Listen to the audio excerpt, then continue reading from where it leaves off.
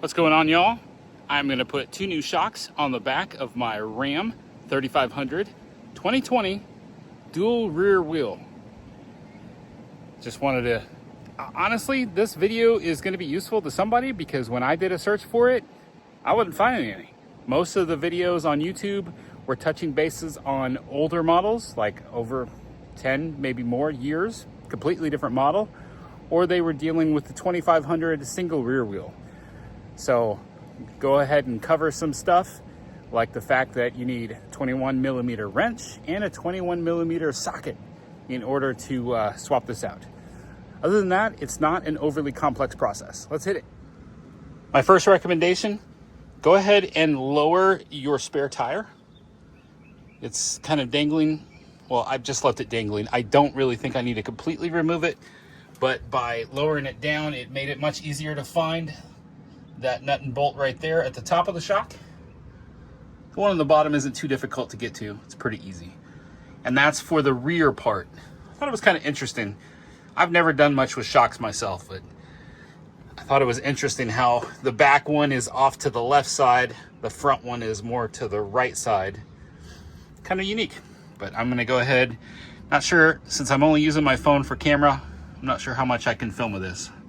You see here, I got my 21 millimeter box wrench, 21 millimeter impact socket on my impact wrench. I am off to a bad start. I did not need both those in 21 millimeters. My apologies to anybody watching this for good details. 21 is on this side. That's smaller. Now I got to go out and find the right one. Well, I apologize.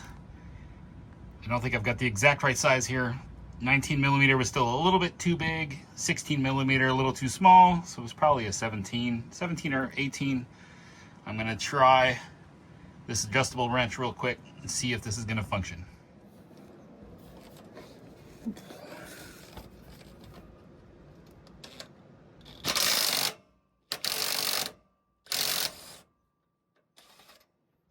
And you can see that worked.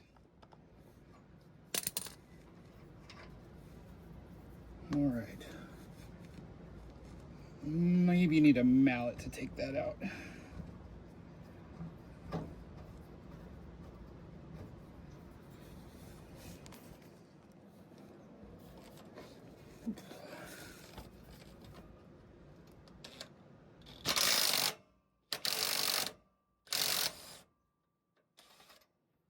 And you can see that worked.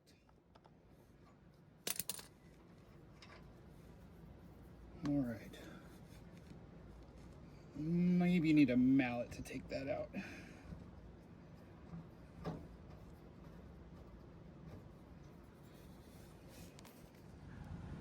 While I'm down here, I just remembered I did just buy the entire impact set. There we go. It's an 18 millimeter. 18 millimeter on this side, 21 millimeter on that side. Since I'm trying to keep this bolt here, I'm gonna just gently work it out like this rather than using my big mallet to knock it out, since I do not have a new bolt for this.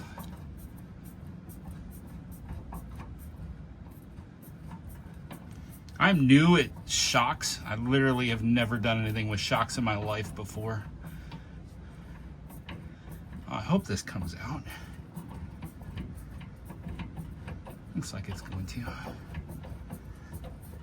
All right, so the bolt is all the way out. It's still wedged in there pretty good, so probably is gonna need something to tug this out of that bracket. But while it's there, I'm gonna go ahead and loosen up that top one. Just realize when you're looking straight up at this and start doing the work with that impact wrench, goggles, definitely, glasses, some kind of eye protection. There we go. Now I look like a professional.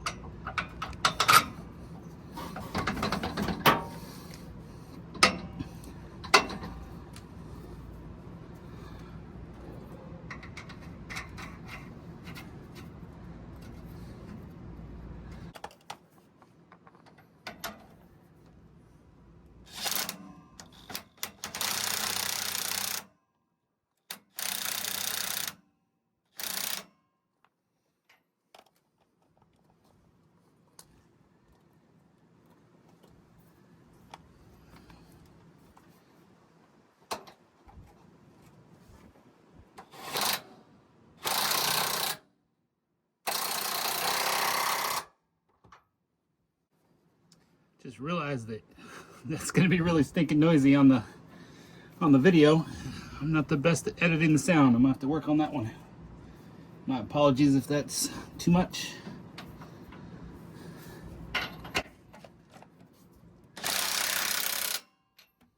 All right. Now, it came with a zip tie for me to kind of pull this sleeve down here and just kind of zip tie it around. Just supposed to help protect it and keep it clean for the parts that move inside of there.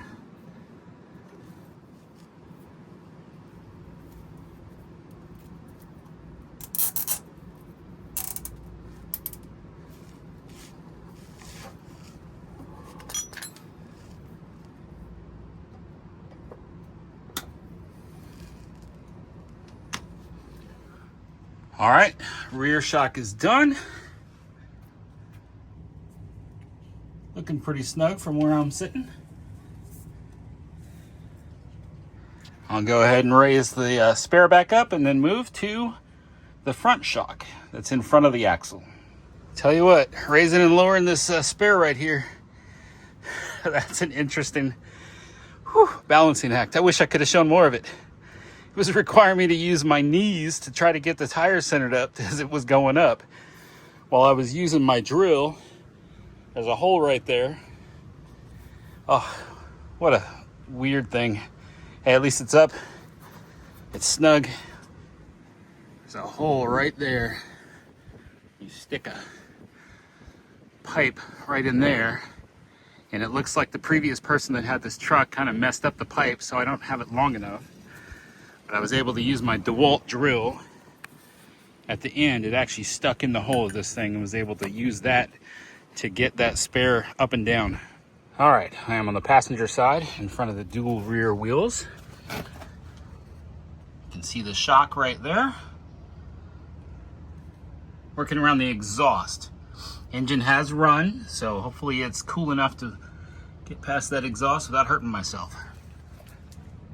Hopefully that works right there. As far as, that's the 18 millimeter. Using that to hold the other side of that bottom bolt. That should be good. All right, so it's been about an hour since the engine operated. This is cool to the touch, so that's good to know. And I've got plenty of space on both sides of this nut and bolt here to take care of taking this one off. And then up there, just the nut on one side.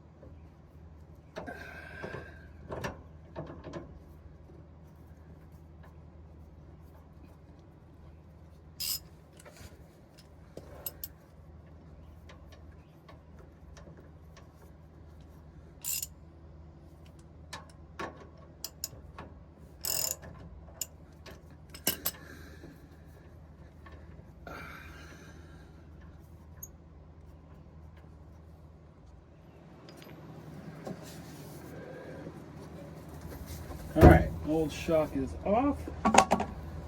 Time to bring in new shock.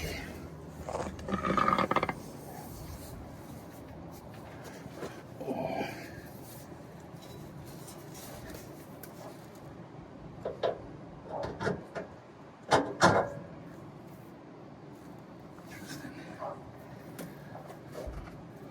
Oh.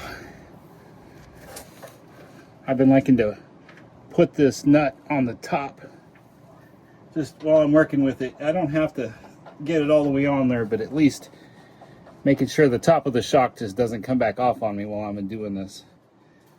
My biggest fear at this moment is when I cut this that's holding it tight. I'm worried it's gonna go flying, and yeah, it doesn't actually do that, but it's nice to have everything ready to go right where I need it. Kind of feed that bolt through a little bit there. All right, here we go.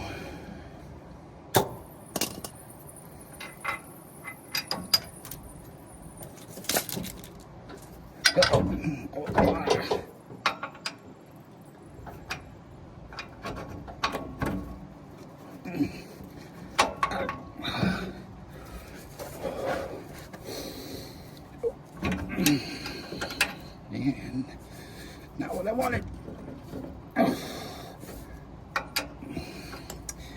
Yep. This one's going to be a little bit more frustrating.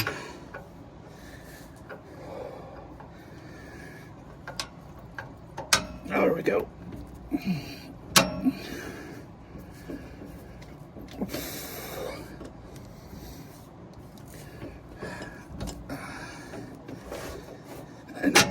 Didn't bring the mallet with me, but that's all right. Look, went through. There we go. Fed all the way through. All right. Okay. Noisy part.